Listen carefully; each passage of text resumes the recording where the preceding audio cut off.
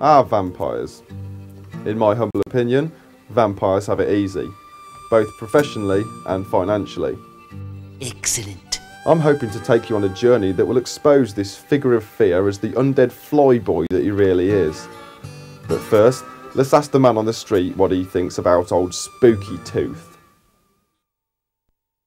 We're here in Hinckley Town Centre. It has little or nothing to do with vampires, which is why we're going to ask the average Joe or Michelle on the street what they know about our necrotic friends, and more importantly, what they know about the head honcho, Dracula. Who would you say is your favourite person who played Dracula in a movie? George Clooney. Can you name me sort of 3 ways you can actually kill a vampire, or any ways you can kill a vampire? Steak.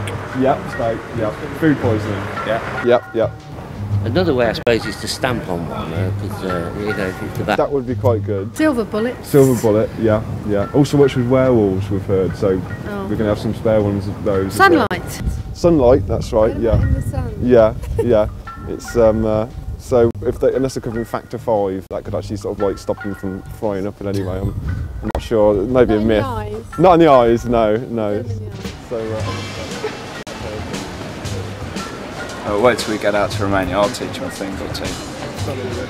About presenting. Thanks a lot for your help, mate. Brilliant. Cheers. Thank you.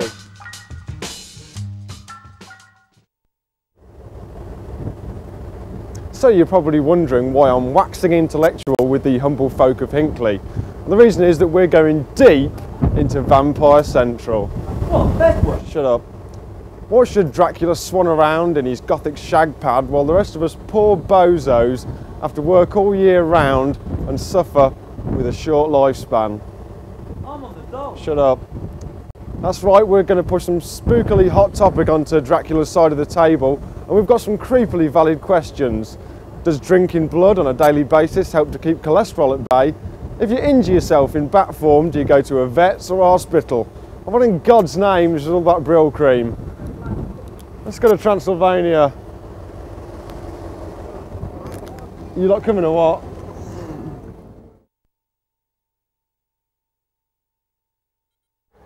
Dracula, we're coming to get you. So I asked myself and the crew, how do we get there? No, you don't understand, guys, I really don't know how to get there. I've picked up a copy of the novel and I'm going to check it out for some pointers on how to get to our destination. I don't suppose you guys would have actually taken the time to actually read a novel. Actually, I've read it a few times. In the book, Jonathan Harker takes a train to the Borgo Pass, where he meets Dracula's carriage, which takes him to his destiny. Did you know it's the most widely published book after the Bible? I love the bit where... Shut up! No, you tell one.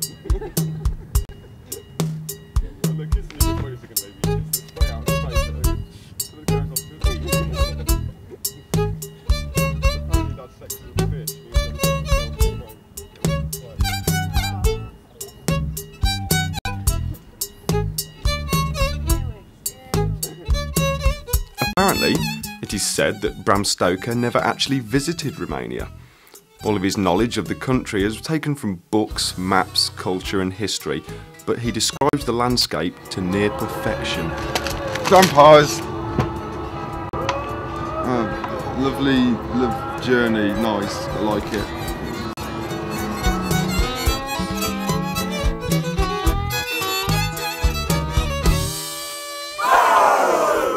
Well, 8 hours of travelling, 4 servings of goulash and a chunky Kit Kat later. And here we are in Brasov.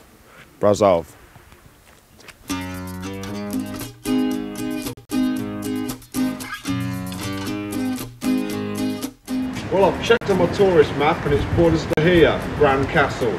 With a name like that, it's got to be some kind of vampire stronghold. Let's check it out.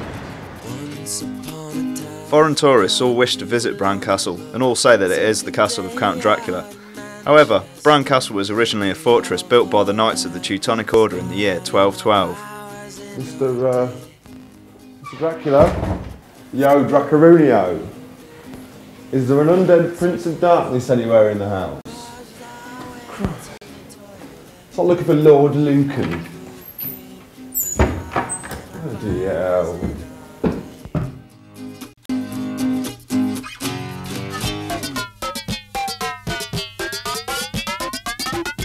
Towards the end of the 13th century it was taken over by the Saxons in order to protect the city of Brasov, which was an important trade centre. Vlad Tepes used Bran Castle as a base for his incursions into Transylvania. The only connection between this castle and the legend of the Black Count is the atmosphere of the medieval architecture and the mystery behind its unusual objects.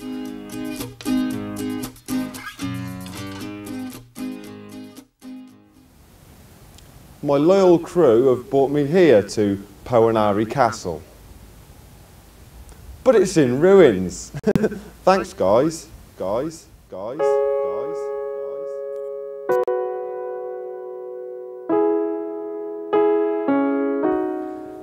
Situated near Cortea in the Transylvanian Alps, Poenari Castle is where Vlad spent most of his turbulent midlife. It stands on top of 1,500 steps and was built in the 15th century as a hideout and a vantage point seeing the oncoming Turkish attacks. For your information, Paul, it's in ruins because of years of neglect. It stands now only as a symbol of a man who instilled fear in his foes and is now heralded as a hero.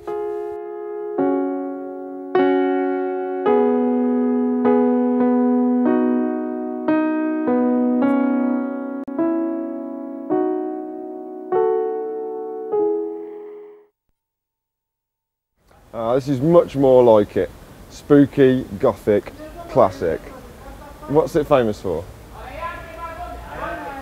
It was Vlad's palace in Bucharest, and it is a big inspiration for Bram Stoker when he wrote the book. Mr. Dracula, hello. Hello, is there a Mr. Dracula in the house? Hello? Mr. Dracula? Where is he? Should we call it a day? Yeah.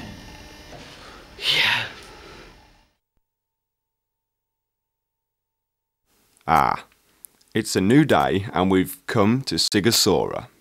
The superb natural beauty against which Sigosora is set made people call it a pearl of the Trnava River. For many, its great draw card is the connection with Vlad the Impaler. Within the walls of this wonderful citadel you'll find the Dracula house, in which the famous Vlad Tepes was born in 1431 and reputedly lived until the age of 4. Could this mean that Dracula started his humble beginnings here as well? We're heading for the birthplace of the legend. This is the finale, the climax, the big interview, my moment of truth. It's a bloody restaurant. Apparently the food's really good. I'll say you knew about this as well. Right, I might as well just be Hey, searching for calm Michael down. Jackson. I won't calm down because I turned down a series called In Search of Elvis for this show, and it was going to be filmed in Shropshire, which is a hell of a lot warmer. Thank you and good night.